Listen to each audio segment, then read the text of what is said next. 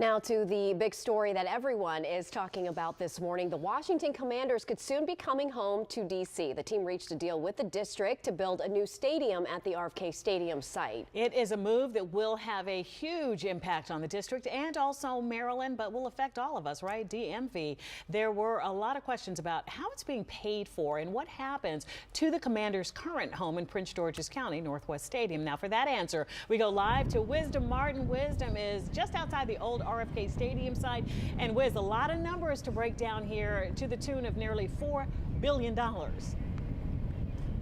It is a lot of money that we're talking about here. Not done yet, as you just mentioned, but it looks like the ball is moving forward closer to the goal line. Now, we are talking about a multi-billion-dollar plan that would see the Commanders back in the district for the first time in 28 years. So let's break down some of the details of this proposal for this new stadium. The estimated $3.8 billion project includes $1.1 billion in taxpayer financing. It is the largest private investment in D.C. ever. The Commanders will cover $2.7 billion. The district has committed to covering the rest of that money, which is just a little more than $1.1 billion. Now, that money will pay for road work, parking garages, a youth sports complex, and it will focus on developing the area around the stadium as well. The proposal calls for up to 6,000 new homes, as well as shops, restaurants, and a lot of green space for parks as well. Now, we're hearing from people both for and against the Commanders' move back to the district. Now, we spoke with neighbors around this area, current RFK Stadium, and they have some concerns. They have some concerns about this potential move back to this area, back to the district. And one of the major sticking points we heard was about traffic. There would be chaos. There'd be traffic chaos. To get in and out of these massive parking garages will take hours. Now, under this deal, the Commanders will call Northeast home beginning in 2030, but local residents, well, they feel that neighborhoods surrounding the stadium will be infested with trash, parking issues, noise complaints.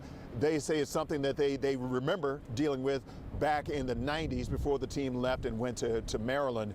There will be a meeting to address these concerns. It's happening tonight at the Hill Center in Southeast. So, while there is a lot of excitement about this, you can imagine much of the Commanders fan base is happy about this deal.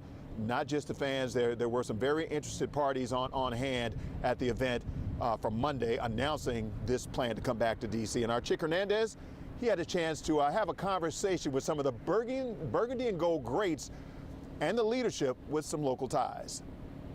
Just give me your reaction to this news today of them going back. I think it's fantastic for our fans. I love that. I think it's going to be great for the community. I think this is going to be the crown jewel of the NFL. I believe it. With the greatest fan base. And so you don't get any better than this. I'm excited for everybody. I appreciate everybody and all the hard work. Josh's team, the mayor, everybody. Oh, I thought it was going to happen. It doesn't matter when. I'm just glad I'm here to see it because it's Washington, D.C. This is the nation capital, and that's where it should be. You made your living on that site in D.C. To be sitting here watching this today and see what's taking place, how does that hit Darrell Green? It hits me really deeply. I've always said that I'm not from D.C. I was humbled and privileged to be able to come into what they had already established and add a little something to it, but I'm very humbly respectful of the stories. Man, my grandmother, man, my grandfather. I remember when my uncle, always used to watch, and I love that and I appreciate that humbly. But I feel like today I'm like a part of it. This is a new moment. So much of this league is about history. When you're on the dais and you're looking out and you see Doug Williams and Darrell Green and John Riggins. Yeah. A part of what RFK was. Sure. For the commissioner of the league, how does that hit you knowing that you're a part of bringing this team back? I just mentioned that. To me, it's in some ways very emotional because I was thinking I'm on the way down here today. All the great times I had going to RFK Stadium, and now a new generation of kids are going to be able to experience that. And I really, truly believe it's great for this community. As someone who lived here for 11 years, I believe this is going to be good for this community, and it's an investment that is well worth it. And it'll work well. All right, that was NFL Commissioner Roger Goodell that you just heard from there. So Allison and Annie, they talked about all of those memories here from the good old days, the great days of the Washington football team, the Washington Commanders, how they played 5 NFC Championship games here.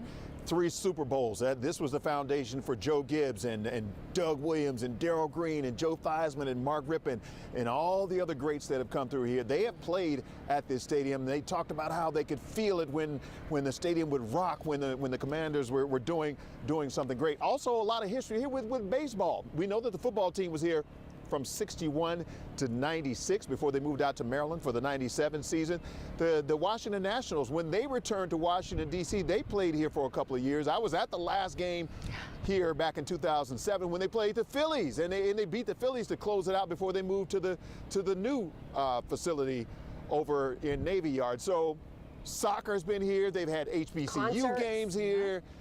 They've had Major League Baseball All-Star games here. This place is a big deal for Washington, D.C. But again, they got to work through all these numbers, and the community has to have a say in this as well, because there's a lot that goes into bringing a new stadium to an area. Yes, and also, don't forget, if they get the dome, it could be a Super Bowl here as well. So Yes. a lot to talk about when it comes to this stadium. And I'm glad you brought that up, Wiz, because we were showing the rendering of the future RFK if it happens, and you see the dome, but it's also a glass dome, a glass roof. So really chic, modern-looking facility there, the Yes. stadium. Wisdom, thank you so much. Right. Absolutely. All right. As far as what's next for Northwest Stadium and areas near the current stadium in Landover, Maryland, we did get a statement from acting Prince George's County Executive